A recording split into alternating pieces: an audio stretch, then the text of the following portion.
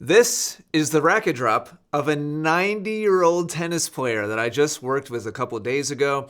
It was super inspiring for me to spend time with him on the court. We spent 3 mornings together. And I want to walk through an example here, a case study of his serve transformation. This is mind-blowing, right? I feel like none of us have any excuses not to work hard on our games, not to make the investment of effort and leaving our comfort zone. I'm going to try hard not to get off track here and just talk about like big picture, inspirational like message about what this means for the rest of us. I want to focus in on his serve. And the reason why this is so incredible is not just the physical position he was getting to there. And I'm going to talk through how we got there and also what the big friction point was. It's not all sunshine and rainbows. Here's his original serve. Watch his complete lack of racket drop.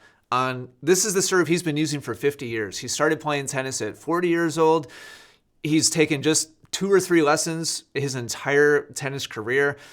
He's watched lots of videos, which is amazing for a 90-year-old. So he knows what he's supposed to do, but he has this old, literally 50-year stuck habit of his hand and his racket just kind of wiggling back and forth here. During what should be the racket drop, he's just kind of waving his hand back and forth, and there isn't any actual drop. And so, I don't think for all of you watching this video, I don't think I need to unpack like why this is a problem or why it's not ideal or why we should change it to have that nice big circular swoop that he had a second ago. And today I want to focus in on what I believe, and this was a great case study for me to learn a little bit more deeply about what the core friction point is for everyday players. Because I asked him to make some shadow swings pre any explanation or pre any video analysis, and he did it correctly. So he already had the information and the knowledge. And after just a little bit of practice together, he was able with my toss, or is this his toss? Let's see. I'm sorry. Oh, crap. I'm messing this up. Let me stop this. With his toss, which is incredible, I did a bunch of fake tosses off over here. I gave him the ball. I had him toss. And even with his toss, he was able to still accomplish this deep of a drop and this high of a reach and quality contact position. Obviously, some edges that we can smooth out and make this a little bit more optimal. But this is our first project together in the 9 hours we spent together. And so this is about, 45 minutes into our work together. So obviously, huge improvement without hitting the ball. And here's the friction point. Look at where the ball is right here. And his racket hasn't even come close to making it up to the point of contact yet. So there's 2 points of friction here. Number one, he's able to do this whole rigmarole of the racket drop and build all of this range of motion and create this lag to be able to snap the racket as long as 100% of his attention is on his right hand, his right arm, and what his racket is doing. Only if 100% of his attention is on it. As soon as I handed him a ball and had him toss, that immediately started producing a lot more friction. So that's friction point number one. And by friction, I mean he would start going back to the old habit. The first time I tossed a ball off to the side to try to get him to time his new racket drop, he immediately went back to his old habit of just like wagging the racket back and forth and then just pushing the racket forwards. He worked through that pretty quickly. Then when I gave him a ball and said, okay, now you do a fake toss, just a practice toss, don't hit it, just to practice your new service motion, it again introduced a bunch of friction, meaning he went back to his old habit. But eventually he got to this point where he was able to toss and do the whole motion. But this toss and this rhythm, this timing between his right hand controlling the racket and his left hand controlling the toss wasn't in sync. We had to try to find the right timing and the right connection. And I think here's where the rubber meets the road for you watching at home. If you want to upgrade your serve, the challenge is probably range of motion related, is probably big torso motion related, allowing your arm to relax, building a longer runway to be able to generate more speed, Probably something I just mentioned is what your particular flaw is with your serve, something related to those topics. Changing what happens on one side of the equation, let's call it, if you're righty, the right side of the equation. Let's see, for you, for you watching, this is right over here. Changing something on the right side of the equation, the racket side, will cause what happens on the left side of the equation, the ball side, to be out of sync. So the equation will no longer balance. And so it's hard enough to just change the racket side of the equation. But then we need to simultaneously make a change to the left side of the equation, the ball, and make those things line up and meet at the right time. It's hard enough to just make the technical change, but then to have to change potentially the timing of your toss, the height of your toss, to match the new rhythm and match the new range of motion and size of swing of what your racket and your hand are doing, that's really hard. So ultimately, we got to a point, let's see, so here's day 2.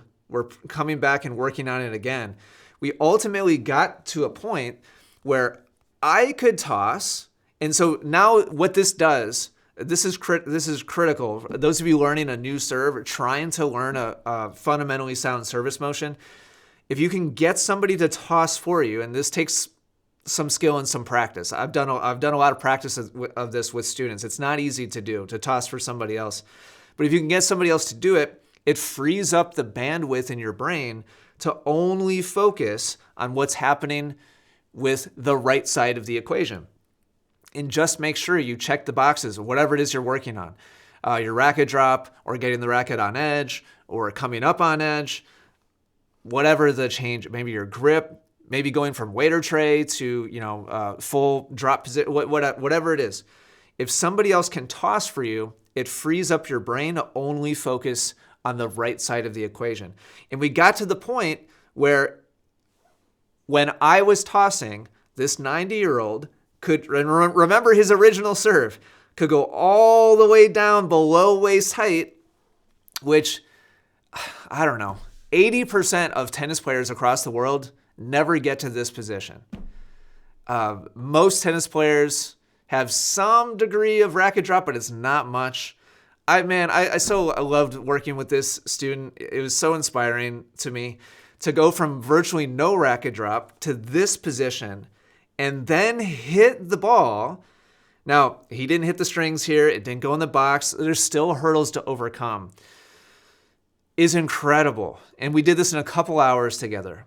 And so it's possible for this player to make this change, but also the flip side, and there's like a whole book wrapped in here, just with this particular player, this particular stroke work. He intuitively understood very quickly, when I gave him the ball, I was like, okay, no, you toss, and you need to make that same toss, the same timing that I just did, go through the whole motion, juggling all of that together solo. He was not able to get traction on. I'm just gonna be super, transparent here. We didn't get to the point where he was able to hit that racket drop with his own toss and start to hit the ball with the full range of motion. And we spent 9 hours together. The serve was his number one obstacle, his number one frustration point. And we probably spent 3-4 hours on his serve. And we reached a point where it became apparent to him, this is going to take a huge amount of work. He believed he could do it with the right amount of quality and quantity of training, but he realized, I'm not going to be able to play my normal match next week and use this new serve. And so, unfortunately, he ended up wanting some kind of intermediary tip. And so it was hard for me not to feel like I kind of let him down. I was pushing so hard. I wanted this huge transformation with a 90-year-old player. And we made lots of other improvements with his forehand, his backhand, his volleys, his overhead. But I wanted the big serve breakthrough with a 90-year-old student and a huge transformation. And this in and of itself is a huge transformation in a couple hours. But ultimately, he made the personal decision that it's not going to be worth basically not being able to hit a serve in the box for a couple weeks, maybe even a month or two, while I learned how to coordinate the right side of the body with the left side of the body, have it all line up, correctly at the right time in the right place in order to hit the ball with the new serve. So I was bummed out by that, to be totally honest. And I felt like I let him down a little bit by not making fast enough traction in the right direction. But all of you watching need to make this decision for yourself. You're all capable of huge fundamental breakthroughs, but it might be disruptive to your normal tennis calendar.